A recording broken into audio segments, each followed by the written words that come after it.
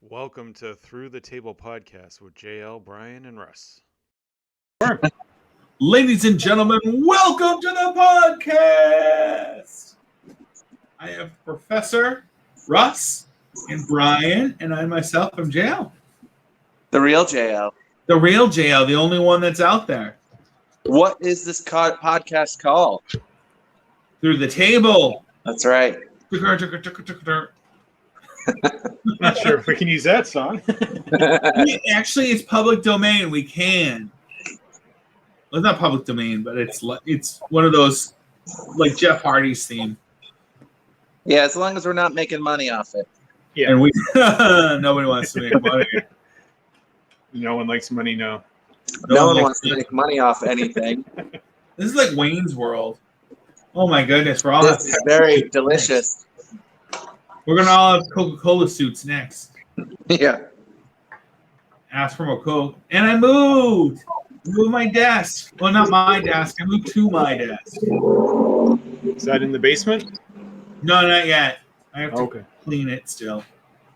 Wasn't sure. I knew you were talking about it. Yeah, I have to put the tables up, put the figures up right. So we have books behind me. Nice. That's for the educated. Which is how what I was randomly thinking the other day? I don't know if I brought this up to you, but I think I brought it up to somebody.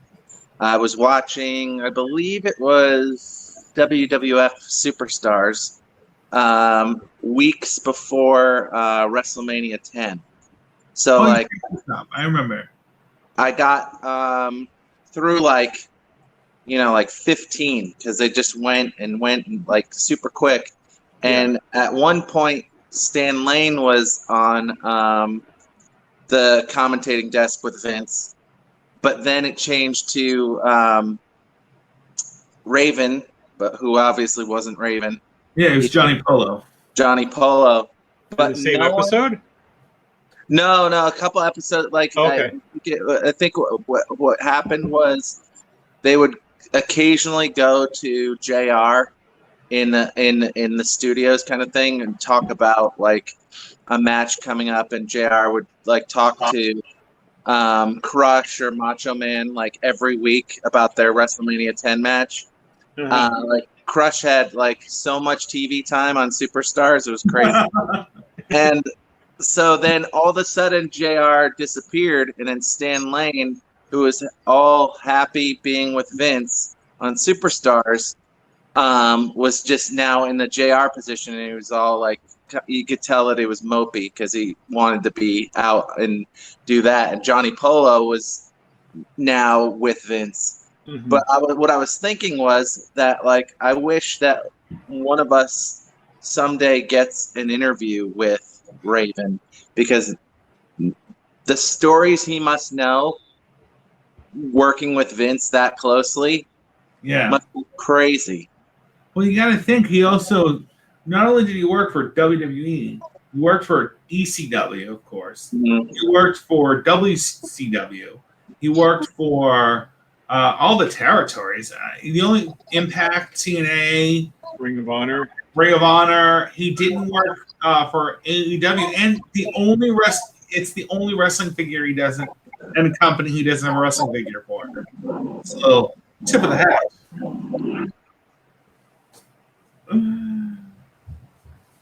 Yeah, so that was just something random that I was thinking when I was watching that. But now the WWE Network on Peacock, it didn't start off bad, but it didn't start off like great because there he is.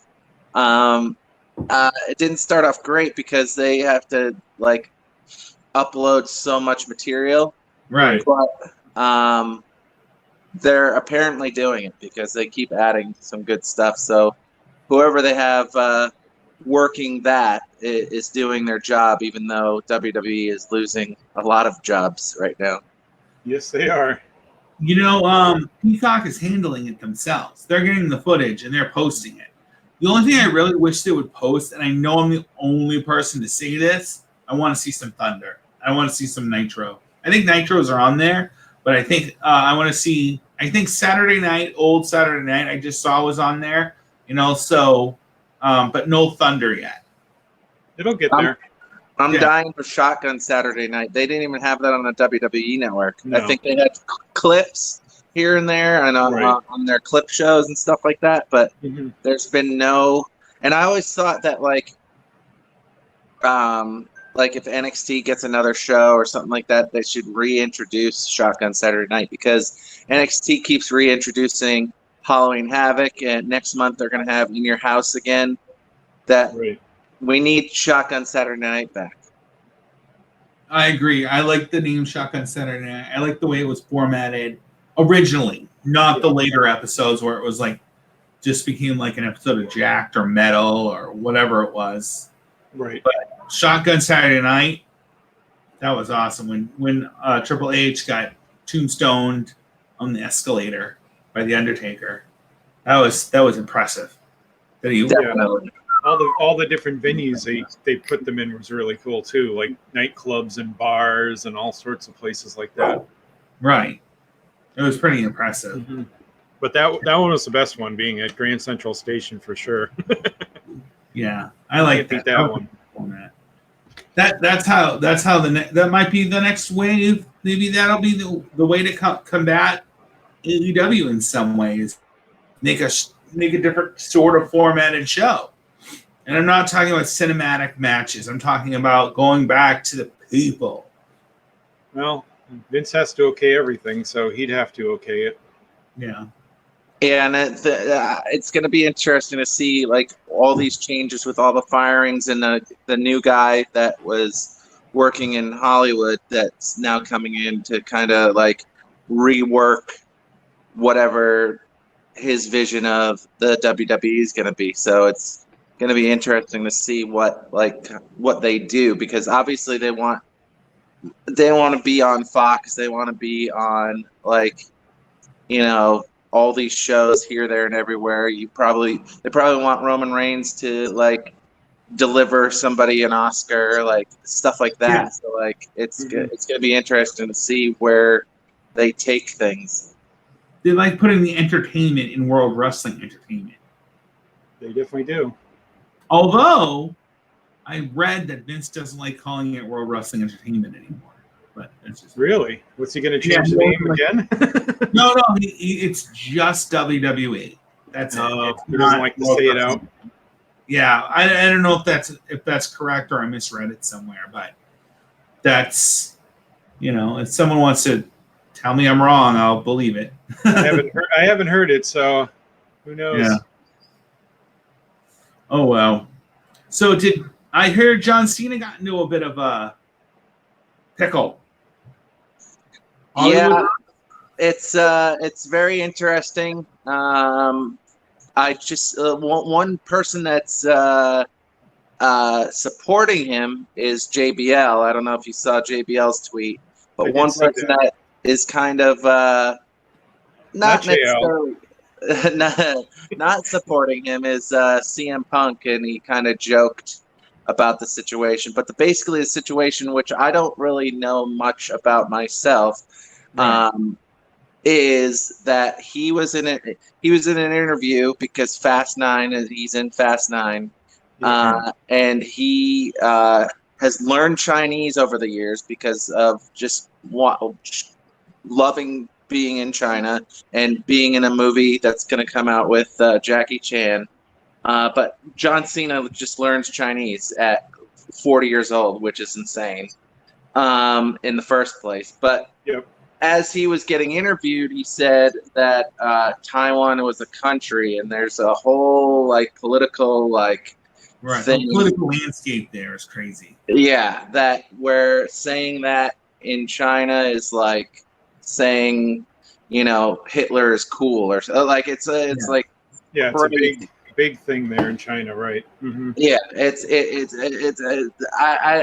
again, I don't know much of that political stuff, but a lot of people are hammering John Cena in the political world, in the the Keith Olbermanns of the world, the Meghan McCain from The View. Just a lot of people are going after John Cena and trying to pretty much cancel him. But what I found to be cool on JBL's side of things is that he wrote. I'm paraphrasing, but he wrote like John Cena has been a champion for Make a Wish and has the most Make a Wishes. He does so many things for so many. Like he just whether he spoke the way he wanted to speak or spoke incorrectly or what have you. Yeah. I don't know if this controversy should derail him or not. I also heard that it's because China helped produce the movie, and that's another reason why he's like, that's like our enemy. What are you doing? You know, Yeah, that's it's what a whole. It's definitely a whole wild thing because like Hollywood needs China and needs Chinese box office. Right. right. So I mean, there is. I mean, obviously, I need to learn more, and John Cena might be definitely in the wrong here, or half wrong, or 100% wrong, or what have you. But it's causing a conversation where like Hollywood is selling out for the money, and you know, then there's communism. It's a whole thing. Like, Mhm. Yeah. uh, It's not shocking though. It's that Hollywood is selling like it is. But no, not at all. I mean, not to say that's right, but like now we live in a world where wrongs are now being righted. Right. Um, in some cases justly, in some cases not. People are getting canceled for stupid stuff too. Exactly. So I think Cena will get out of this because it kind of just happened, and the 24-hour news cycle that we live in, I think he'll kind of this will blow by him. Like he'll have to answer it down the line again, and it'll kind of be crept up again. Yeah. But I think he'll get out of this storm. Especially, I mean, like to his advantage is that it's Memorial Day weekend coming up. People Yeah. have other things on their mind for that, and COVID by no means is done, but like people are acting as if it's done and Yeah. are going out and doing other things that I mean, no one's necessarily focusing on Cena right now. So whether what he said was like the worst thing ever or not the worst thing ever, I think he'll get out of it. Oh, definitely. I don't have a doubt that he'll be getting out of this situation. It just takes a few press tours, a few more make-a-wishes, maybe. Right, and this will happen, and then there's been rumors that he's going to come back when live shows come back for the WWE for SmackDown and the 25 city tour that they're having. So he can just come out and five knuckle shuffle somebody, and he's not going to be. He's not in a situation where like a Velveteen Dream kind of thing. So. Oh, Correct. Yeah. Yeah. He'll be all right. Some knucklehead will say something and people will forget about it in a day or two. Right. yeah, that's the thing. Again, it is dependent on the news cycle.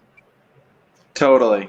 Thank you for watching Through the Table podcast with JL, Brian, and Russ. Catch us on Facebook and Twitter at the following handles on the screen. Thank you and tune in next time.